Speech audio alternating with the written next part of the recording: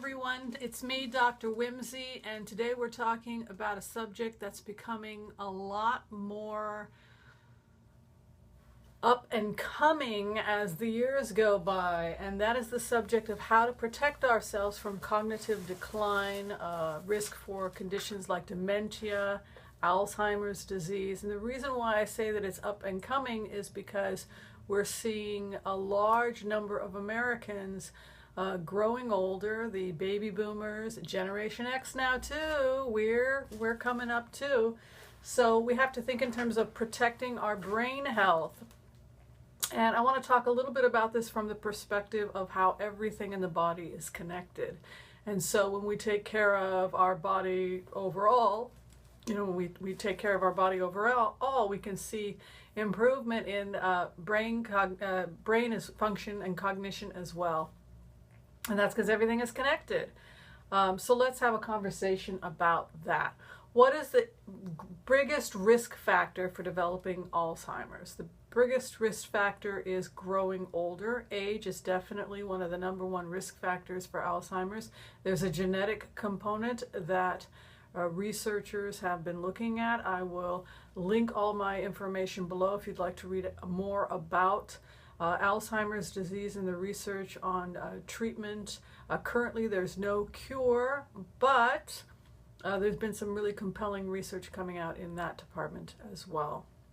So we know that age is a risk factor. We know that genetics is a risk factor.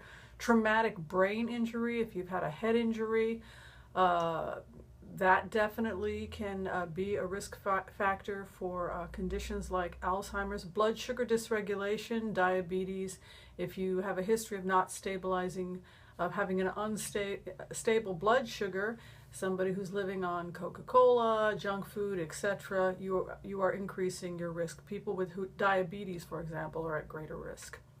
Hypoglycemia, dysregulation again of insulin, that puts you at greater risk. Certain types of medications, unfortunately, if a person has a serious health issue and they have to be on certain medications, then by all means they have to be on those medications, but it also places them at risk for some types of cognitive decline later in life. That's why we want to get in early with nutritional support, diet, and exercise in case you are in that category and you are on one of those medications that's associated with decline. And last and most important, not most important, but certainly it's on the list, is heart health.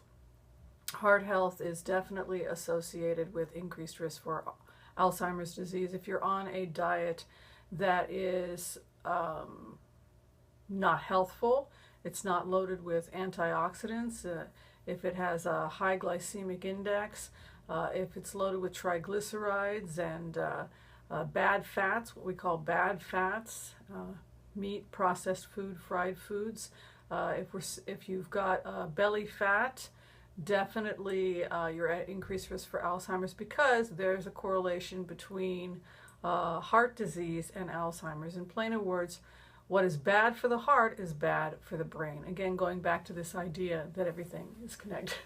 Excuse me, that everything is connected. So I decided to focus very quickly on this video with 6 things that you can do right now to prevent or slow down progression of conditions like Alzheimer's. I don't want to give any herbs via this channel because some herbs are contraindicated with certain people's medications. For example, some of the blood thinners that doctors are prescribing, we want to be very careful when we prescribe herbs because it can be contraindicated. So I will hold off on that. I will in future cover supplementation a little bit more in depth. I will cover 1 or 2 supplements today that are safe and don't I think they have minimal risk. I would talk to your doctor though before taking any supplements that are recommended on YouTube. But let's go ahead and let's get started. #1 thing we want to do to decrease our risk for Alzheimer's is to clean up our diet. And that can be sometimes one of the hardest things to do, because if you're running about, if you're busy, which the average American is definitely busy, it's hard for us to clean up our diet. But really, diet is one of the things that all of us can do that can really help our heart health and our brain health, our risk for conditions like diabetes. A lot of that simply by switching to whole foods loaded with fiber. I've mentioned fiber a lot in all my videos, and that's because when you're eating foods high in fiber, like the legumes, the nuts, the seeds, all green leafy vegetables, all the vegetables have fiber in them, of course. The whole foods contain fiber, but we really want to see people ideally having at least 30 grams of fiber a day, and that's because fiber slows down gastric emptying, it fills us up, and so we're less likely to eat junk food, we're more likely to fill up on good foods, and it does a lot of good things. But basically we want you to clean up the diet, start eating more whole foods. So believe it or not, salad, an apple a day. An apple a day keeps your naturopathic doctor happy. Okay, so we want to clean up the diet. I have a lot on YouTube about healthy diets, and I will link some of that information below. I may just do a video talking about what constitutes a healthy diet. The last video I did covered a lot of what constitutes a healthy diet. I try to get people in the range of 70 to 90% of the foods that they're eating are plant-based. Some people can go to 100% and be completely vegan, and I think that's fine as well. And I want it to be whole foods, minimally processed. The number 2 thing you can do is you can begin to watch the foods you're eating so that they have a lower glycemic index. A lower glycemic index means everything below 55, and that's because we want to stabilize your blood sugar, because diabetes is also being called diabetes of the brain. And the reason is because the brain loves sugar. Sugar goes right to work and it feeds the brain. And remember that the brain is requiring quite a bit of energy in order to operate, and that's why it loves sugar. Unfortunately, sugar can damage brain cells. We see a couple of different things when we look at the brains of people with Alzheimer's disease. We see plaques and we see tangles.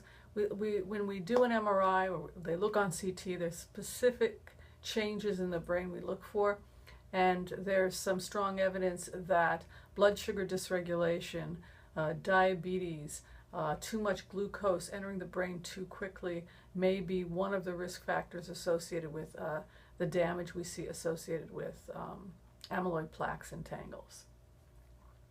All right, and number 3 is to increase consumption of antioxidants, and again it goes back to being plant-based. The superfoods are what we call the GBOMBS, I think is what they're called. Those are the GBOMBS, I believe is what they're called. I actually will go ahead and do a link below for the GBOMBS so that you get a list of what the GBOMB stands for. Basically, it's greens, beans, onions, see if I can do this, mushrooms, and berries. I did it. Okay, so wanting to increase the antioxidants, and what antioxidants do is they're basically nutrients found in plants that help decrease free radicals, which are substances that the body produces that can damage cells. So it's just a way to slow down the aging process. And number 4, we want to increase omega-3s. You can get them from a plant source or you can get them from fish. There have been some interesting studies on cognition that showed that people that only ate 1 fish meal a week had a decreased risk for Alzheimer's. There was also studies out of India, those Indians that lived in the east on the sea that ate fish, and those that were more inland, and they found less cognitive decline, better blood sugar, longevity, etc., etc. If you don't want to do fish and you want to be vegan, I think that's absolutely great. More power to you. Ground flax seeds are a great source. Broccoli is a great source. There are several omega-3 sources that are plant-based. Organic soybeans would be a great source, tofu, and chia. I can put a link to that as well if you'd like. Number 5, we want you to learn something new every day. Using the brain is one of the most important ways that we can protect the brain. Get out there, use your brain, be active. One of the fun ways that you can exercise and use the brain is folk dancing, if you like to do folk dancing, because folk dancing is a social activity, and also it's based on learning new skills about how to do the steps. Other people like line dancing. It's not my cup of tea, but whatever makes you happy. Getting out, ballroom dancing, these types of things are great because they get you physically active, physically moving, but you're also socializing and learning a new skill. Learning a foreign language is great. I like the app Duolingo because it's free and I use it myself. But if you have the time to take an actual course in a foreign language, again, that's great because you're socializing.